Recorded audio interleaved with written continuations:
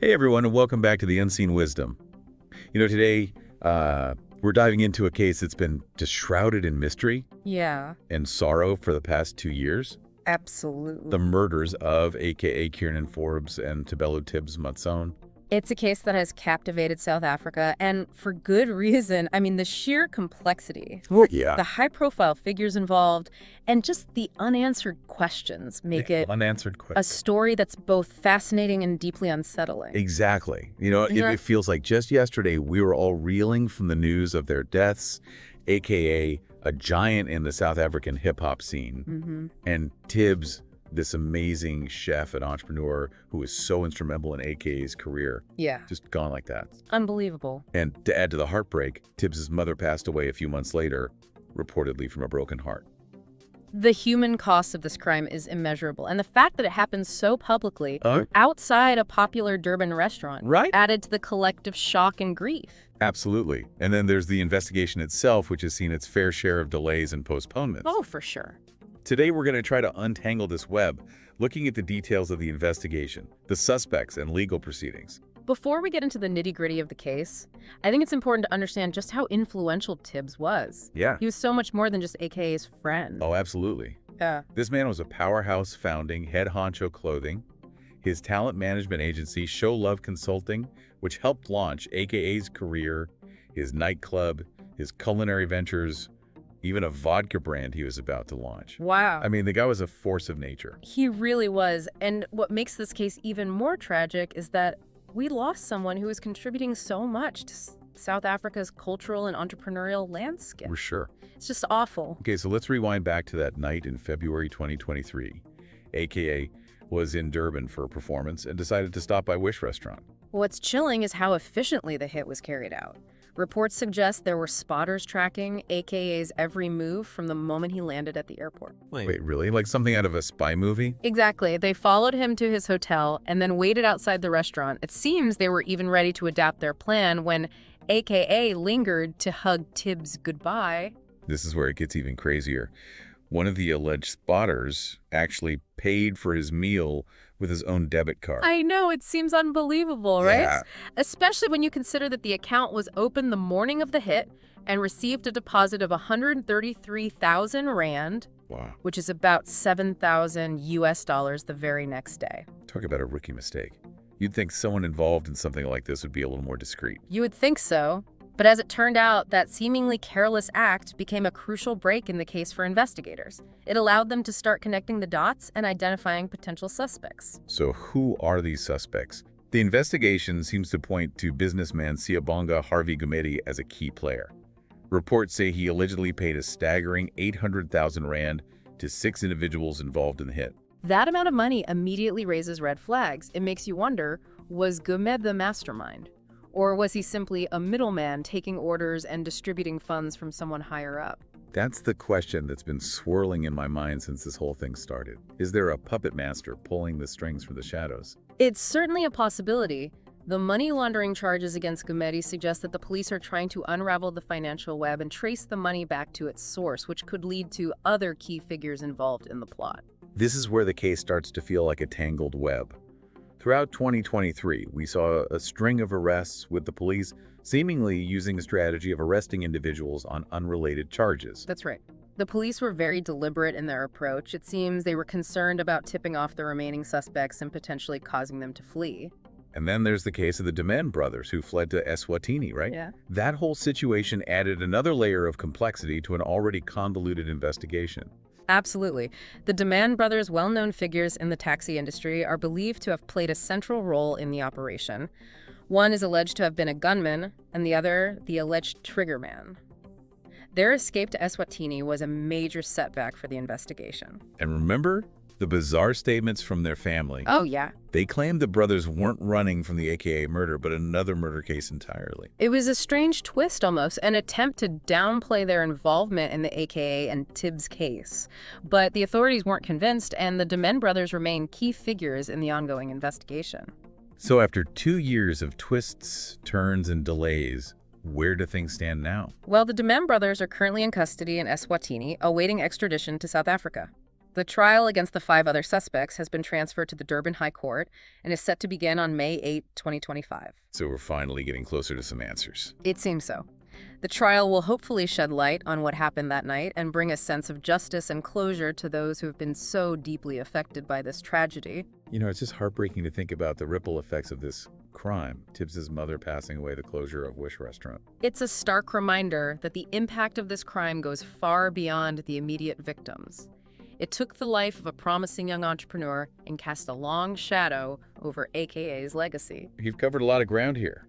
We've seen the meticulous planning of the baffling mistake with the debit card, the web of suspects, and the lingering question of whether there's a bigger mastermind behind it all. It's a complex case with many layers, and we've only just scratched the surface. And as we head into this highly anticipated trial, the world will be watching, hoping for justice to be served and the truth to be revealed. It's a case that has gripped the nation, and its outcome will undoubtedly have a lasting impact on South Africa's conversation about crime justice and the dark side of fame. This is just the beginning of our deep dive. We'll be right back to explore some of the broader implications of this case and delve into the theories surrounding AKA and Tibz's murders. This case, while shocking, also offers a glimpse into the darker side of South Africa. The level of planning, the network involved, and the sheer audacity of it all, it forces us to confront some uncomfortable truths about organized crime in this country. Yeah, it really does. You know, I've been thinking a lot about Tibz and his legacy. It's so easy to get lost in the details of the investigation. Right. But we can't forget that a brilliant, vibrant life was cut short.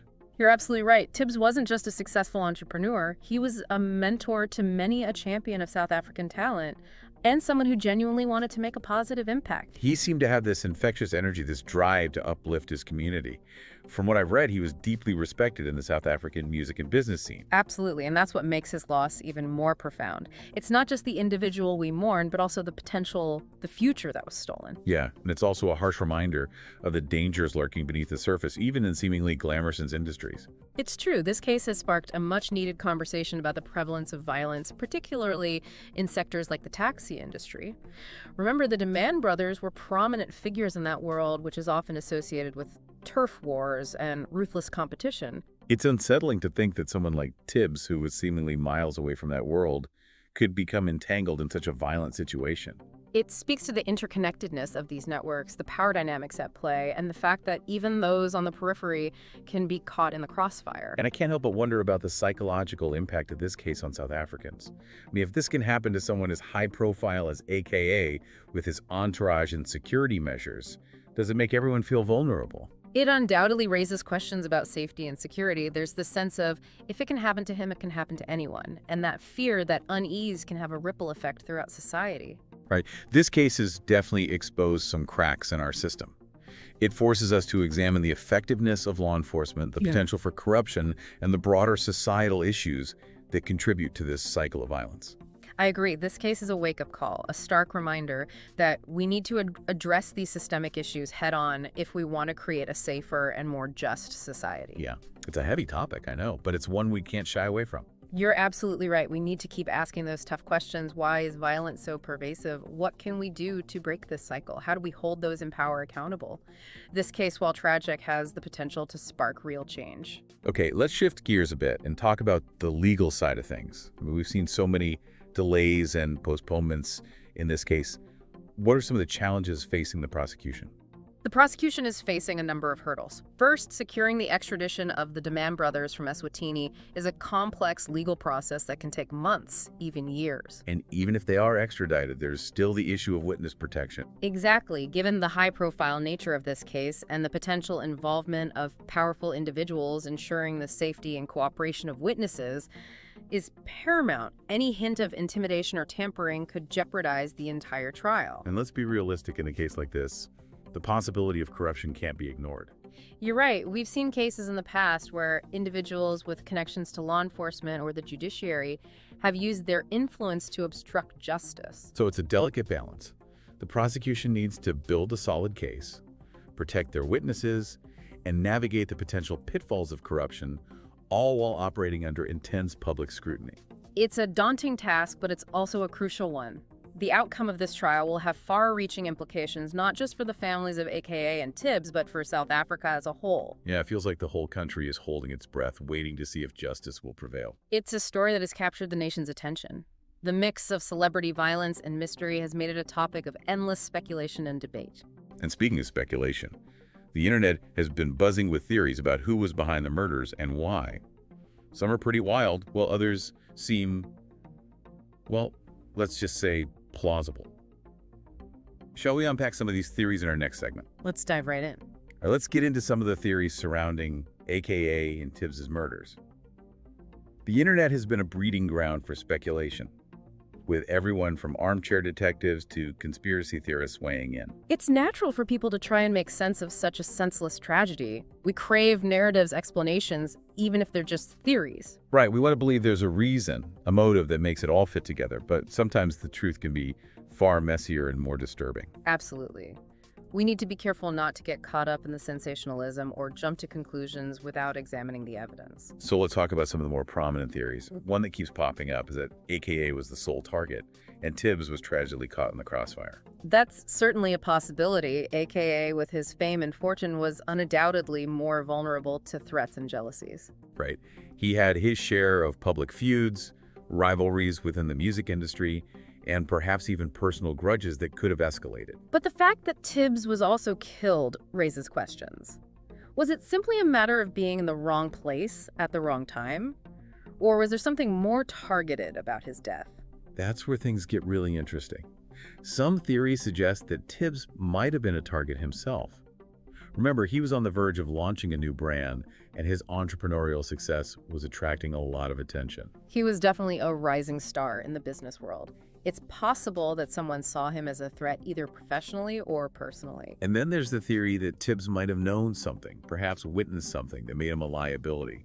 He was deeply connected in both the entertainment and business circles, giving him access to information that some might want to keep hidden. It's a valid point. We can't rule out the possibility that Tibz was privy to information that made him a target, whether intentionally or inadvertently. What's like peeling back layers of an onion. The more we delve into the theories, the more questions arise. And that's the nature of complex investigations. There's rarely a simple, clear-cut answer.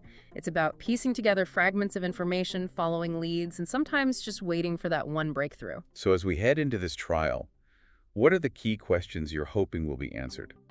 What needs to be revealed to bring some closure to this tragedy? For me, the most pressing question is, motive why were AKA and Tibz targeted? Was it a personal vendetta, a business rivalry, an attempt to silence someone?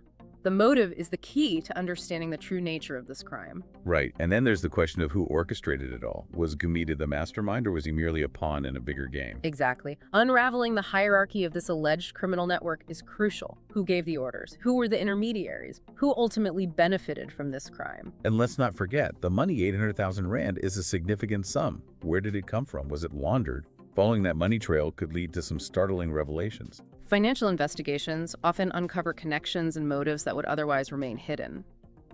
Tracing the flow of money in this case could be the key to unlocking the bigger picture. It's a case that has gripped the nation, and the world will be watching as the trial unfolds. Will justice be served? Will the truth finally come to light? Only time will tell, but one thing is certain: the legacy of AKA and Tibz, particularly Tibz and his remarkable life, will continue to inspire long after the legal proceedings have concluded. It's been a really heavy deep dive today. And yeah, I really hope that they find the answers that everybody's looking for. Me too. It's such a tragedy. And, it really just highlights how precious life is and how quickly things can change. Absolutely. Well, thank you everyone for joining us on The Unseen Wisdom today as we try to untangle this complex and tragic case. We'll continue to follow the developments and keep you updated as the story unfolds. And don't forget to like, comment, and subscribe.